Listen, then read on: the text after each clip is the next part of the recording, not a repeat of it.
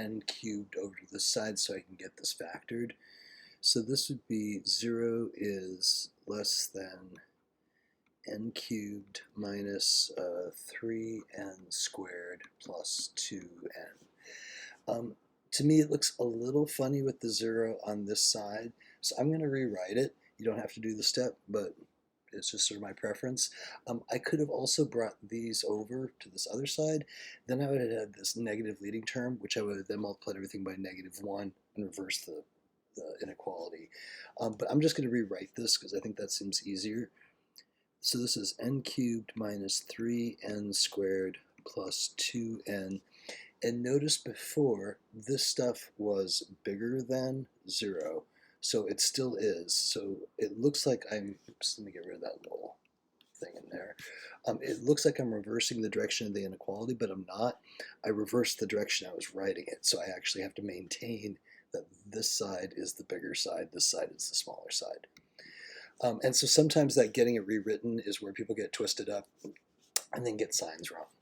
So then I'll go ahead and do the factoring and take out that common n. So n squared minus 3n plus 2, and that is greater than 0. And then I think you said you got -2, -1, so that's looking what it would factor to. So this would be n and n. And then we're looking for two numbers that multiply to be 2. And add to be -3, so that is -1 and -2. But I think maybe your answers were the negatives, and it should actually be n is 0, and then here n equals +1, and n equals +2, because the factor and the 0 have opposite signs. So once we know that, yeah, so I think you may have had the signs wrong on those two, these two zeros right here, so that probably would have messed you up. Once we have that, we can go at this a couple of ways. We could do a sign chart, we could do test points, or you could do a graph. I think graphing is far and away the easiest one once you know how to graph, which, oops, that, which should have been in the last section, so I'm just going 1, 2, 3 with that. This thing right here is what we're graphing, so this is n cubed, which means it's going to come in from the bottom and leave out the top from the last chapter.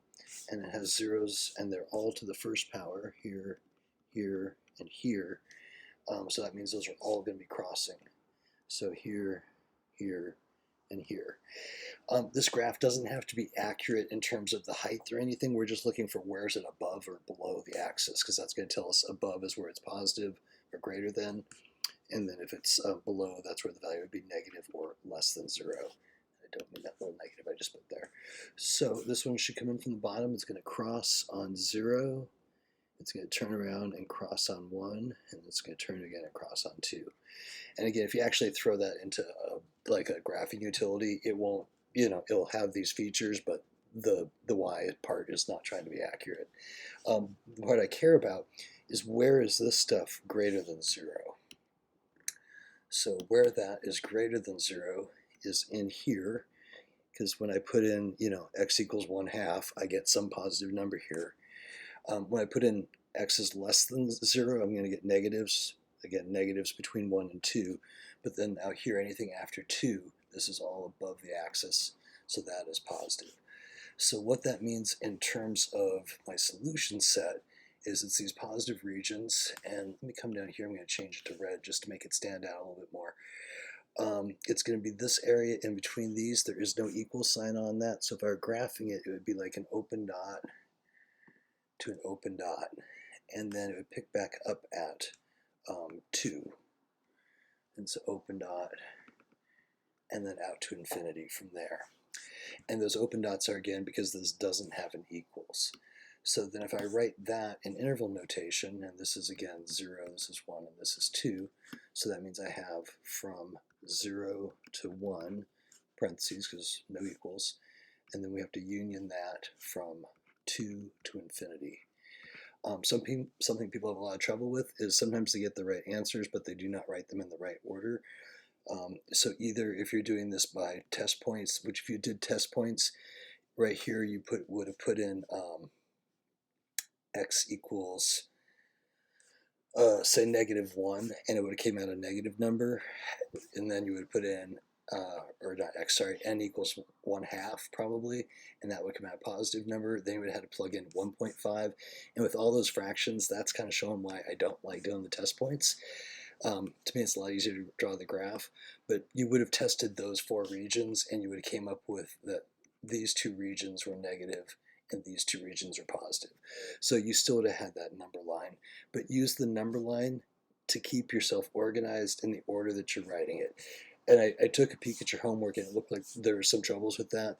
So it should always be smallest to largest. So if you just like draw that little graph for yourself, that'll help you go, okay, I'm starting on 0 going up to 1, and then I got a gap, so I got to do my union, and then again I'm not including that endpoint because there's no equals, so my next thing is 2, and then that goes to positive infinity, and that will help you get all that stuff in the right order, which is a place people have lots and lots of troubles.